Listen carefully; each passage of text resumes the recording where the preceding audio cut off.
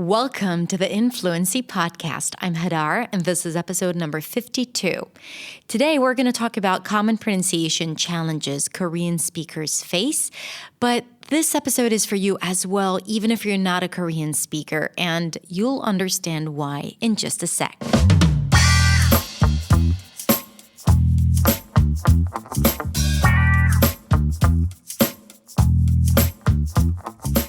Hey everyone, what's up? Thank you so much for tuning in again. Today I have a fun episode for you because there's nothing that I love more than to compare two different languages and to dive deep into understanding the nuances between the languages and to look at certain processes that occur in one language and to see how that creates conflicts when speaking a second language. Let me explain. So when speaking English, what happens is that you bring some of your first language's baggage onto English. No, it's not really baggage, but it's just habits, pronunciation habits, or in fancy words, phonological processes that occur in your native language and you carry it over to your second language, in this case, English. Now, the same thing happens with certain sounds. If you don't have some of the sounds in English, that we have in English in your native language, it's going to be hard for you to pronounce those sounds in English or words that have those sounds. And when you want to have a better understanding of the challenges that you're facing as a speaker of English as a second language, it's not enough to learn the sounds of English or to understand how things should sound like, but you have to have a deeper understanding of how your language works. And then compare it to English and see where there is conflict, like things that happen in your native language and don't happen in English are likely to happen in English as well. And that may not serve English or your clarity so much. So, for example, one of the things that we did for English Teachers Academy, my English membership program where we teach how to teach pronunciation, we took several different languages and we analyzed them as to, like what are the sounds that the languages share and what sounds they don't share and common processes and things that happen in certain languages that affect the clarity of those speakers. And the response has been great. Like people really loved it because it's really more than just teaching pronunciation. It's creating clarity for the learners around what they need to do or what they need to understand about the languages and not just what they need to do. Now, we have already done this with Russian speakers and Spanish speakers and Brazilian Portuguese speakers. We're going to post a link or the links to all of them in the description below. So if you're not a Korean speaker, but you speak one of those other languages, you might benefit from that as well.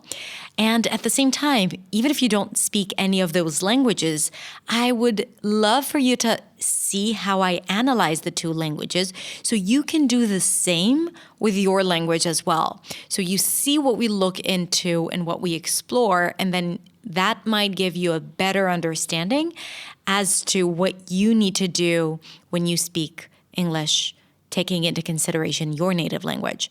Also, some of the processes that occur in Korean or some of the challenges that we're going to talk about, they occur in other languages as well. So I'm going to give you practical tips and ways to practice, and you can use that as well if this is something that you find challenging. So let's go ahead and listen to the biggest pronunciation challenges Korean speakers face in English.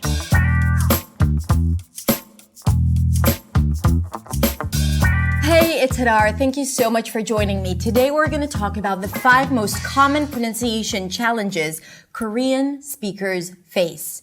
This video is for you, of course, if you're a Korean speaker and you want to understand why it is so hard to pronounce certain words and how to overcome these pronunciation challenges.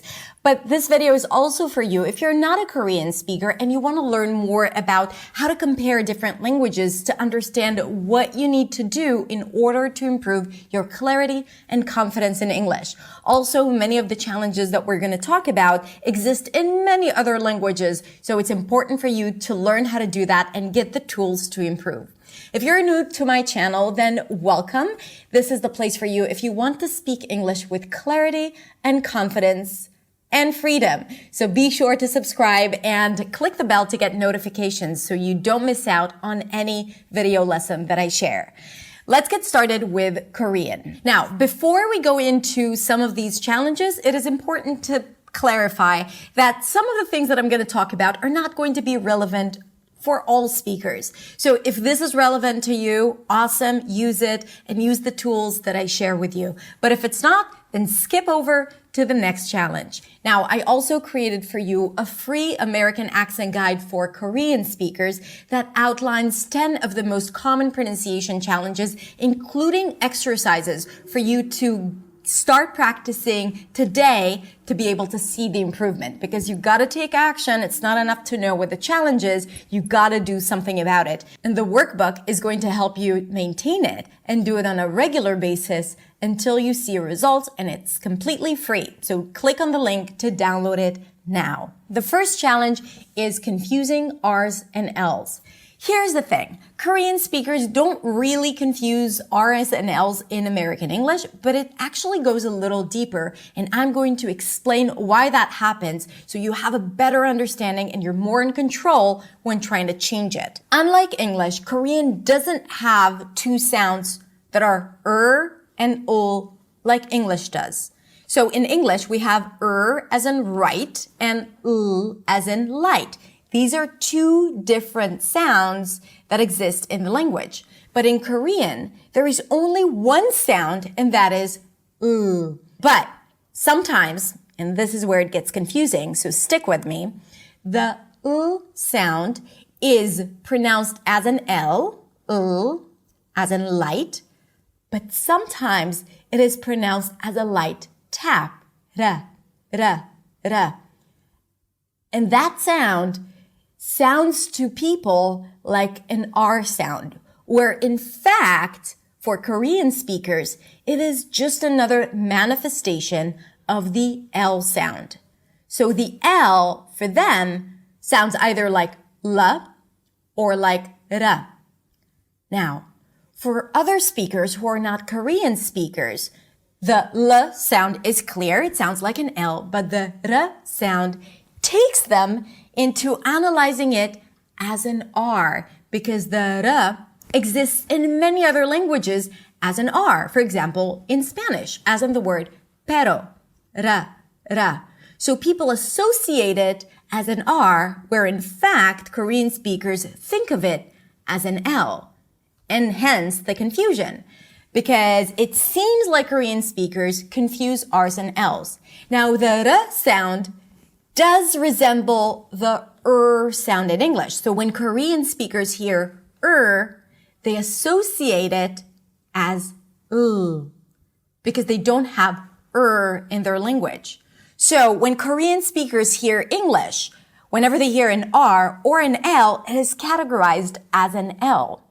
And that is why they tend to confuse it, because their brain doesn't distinguish between the two clearly unless they listen to it closely, which is what we need to do. So, and this is why words like rivalry or literally or reality might be extremely confusing, and the R's and L's might be replaced. To overcome this challenge, first of all, we need to understand that this is something that is happening. Second, we need to learn how to pronounce the two sounds in English clearly. For the L sound, you want to keep on doing what you're doing, keeping contact between the tip of the tongue and the upper palate, and make sure there is always clear, continuous contact. Light, allow, belly, and well. When the L is at the end, there's that extra dark sound for the dark L. But for now, only concentrate on keeping contact between the tip of the tongue and the upper palate. Fall, because you do not want it to sound like for, because then people will analyze it as for rather than fall. This is me demonstrating fall. So make sure there is always contact between the tip of the tongue and the upper palate whenever there is an L. When there is an R, you actually want to go against your habit And instead of reaching for contact between the upper palate and the tongue, right, you want to pull the tongue in and create that dark, deep sound of the R, right. You want to be able to hold it out and don't forget to round your lips. So pull the tongue in, round your lips, right, red, around. Again, if you want to practice more, download the workbook that I've prepared for you because you have minimal pairs with recordings so you can listen to it and practice. Because the secret is to familiarize yourself with those two sounds and start training your tongue to do what you want it to do and not what your brain wants it to do.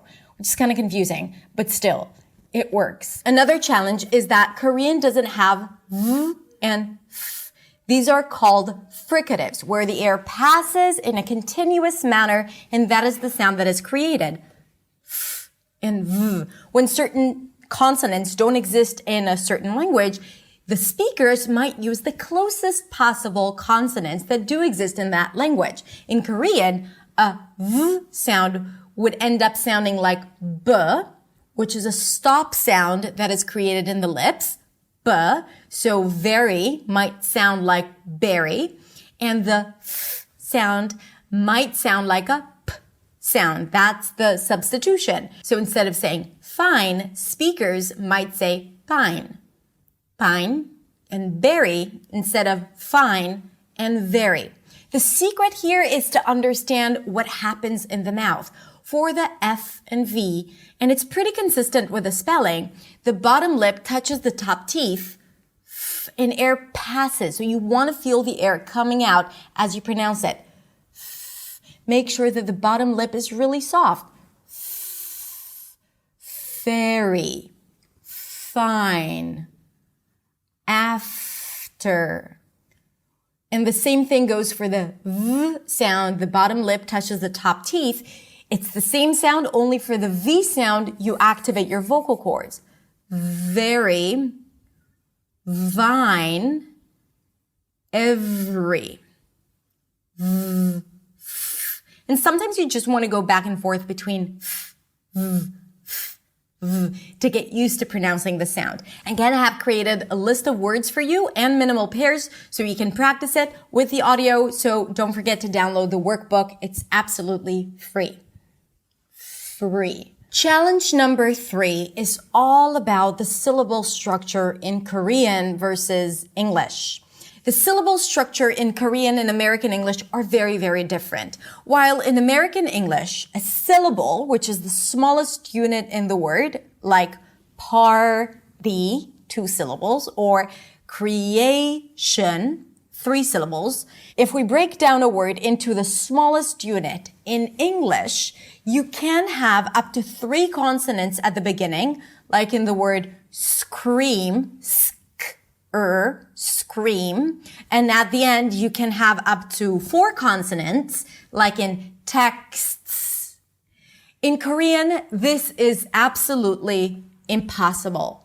In Korean, you can only have up to 2 consonants at the beginning, and only if the second consonant is either a y sound or a w sound, like in cute or pure. Now, at the end of a syllable, you can only have up to 1 consonant, and even then, it cannot be every possible consonant that exists upon the planet, but no, it can only be one of the following. A nasal consonant, M-N-N-G,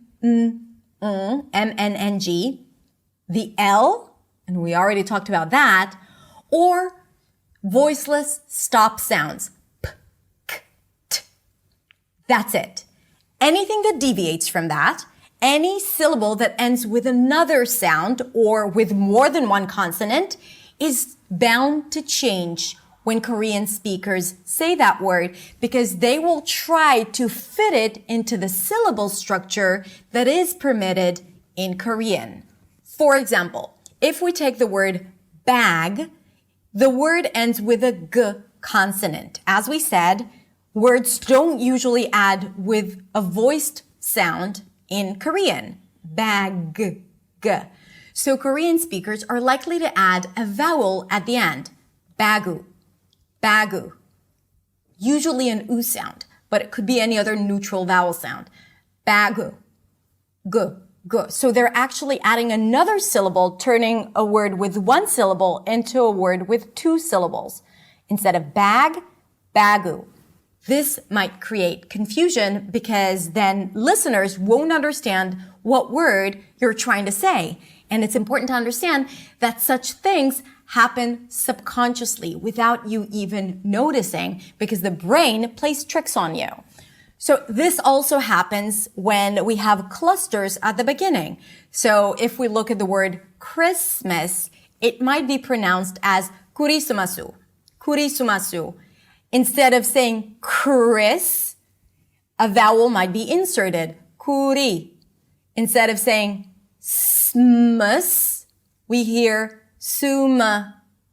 And then su, we add a vowel at the end because words don't end with a s sound in Korean. So an u is added to help it fit the structure of Korean. Confusing? I think so. You don't have to remember all of these rules. I'm just trying to show you the process that occurs in the brains of Korean speakers and why this might be challenging. Now, if you want to overcome adding sounds, the best way would be to say the word really slowly and to transition from one sound to another. For example, k, instead of saying Chris, try to connect the two sounds together. Chris. And say it again and again and again. Friend. Or when you want to end a word with a consonant that doesn't exist, again, you want to say it slowly, bag.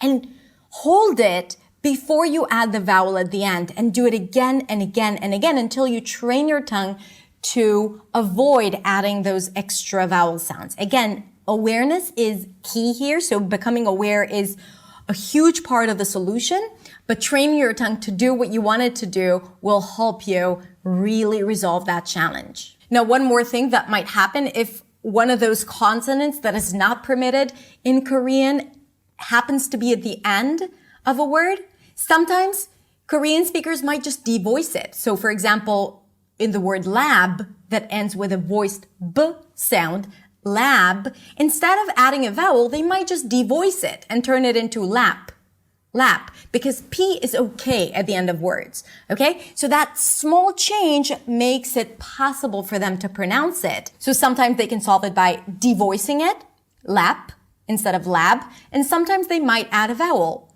bagu, instead of bag.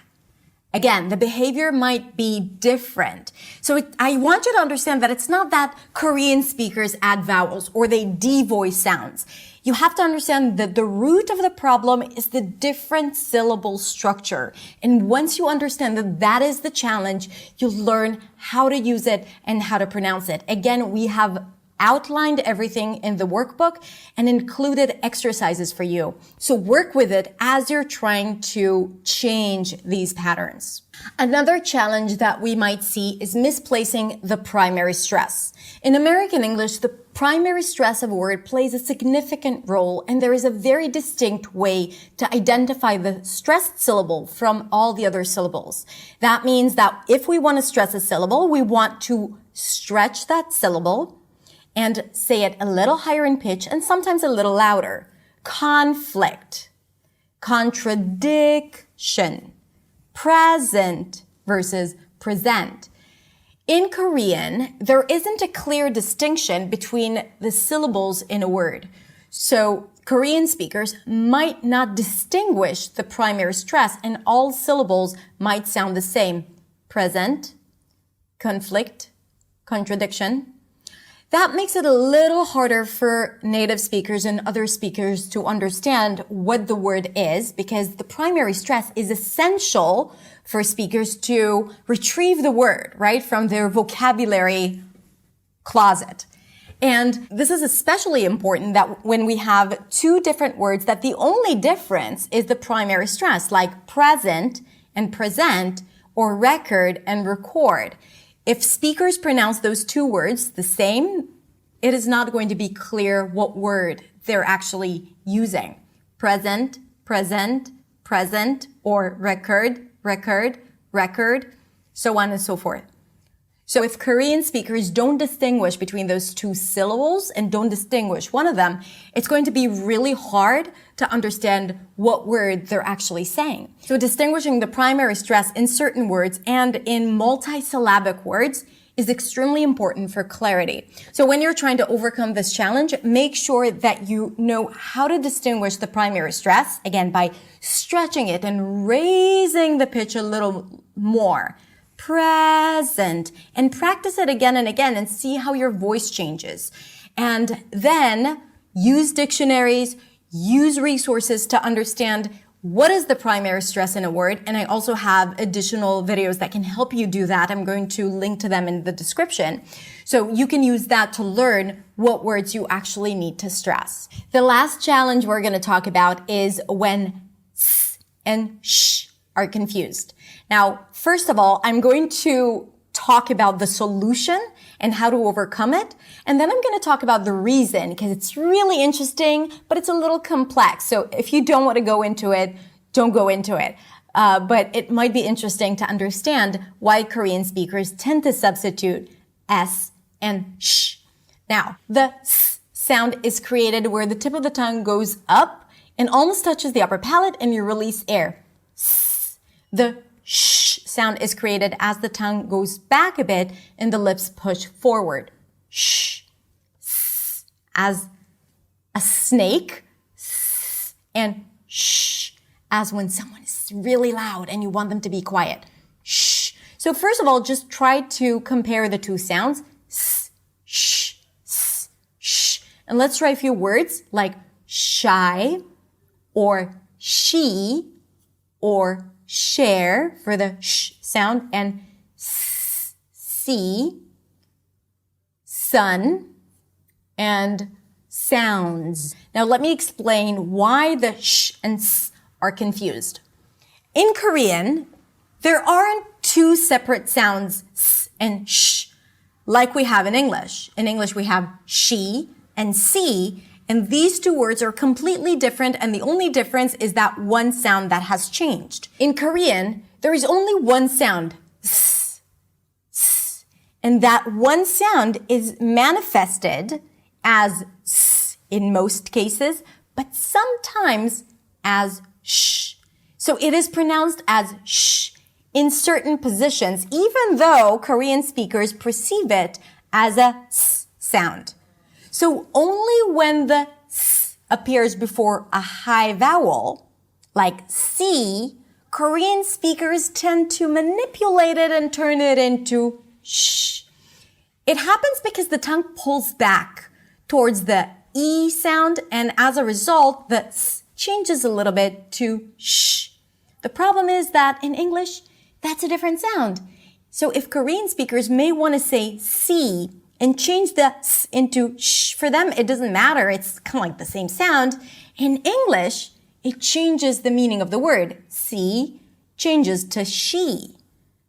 And that causes a problem with understanding what they're trying to say. So, while every time Korean speakers may say a word with s, they'll be fine, but when it appears before a high E, they might turn it into a sh sound. Another problem happens when we have sh in English, because Korean doesn't have sh, technically. I mean, they do pronounce it, but they don't perceive it as a sound, as a phoneme, and as a result, every time there is a sh sound, like in the word shine, Korean speakers might just turn it into a sound that is easier for them to pronounce and that exists in Korean, and that is the s sound. So shine will end up sounding like sign, and shoes will sound like shoes. However, when we need an S like see, it will be pronounced as she. If it's confusing, then simply go and drill words with S and sh, and make sure that your tongue is in the right position for each sound. Okay, that's it. I know this might have been confusing because we really dug deep into understanding the phonological and phonetic differences between Korean and English. I personally love doing that when trying to understand pronunciation challenges. And for you, I think it is also important to understand as speakers or as English teachers, if you're trying to help your students who are Korean speakers master the sounds and clear pronunciation of English.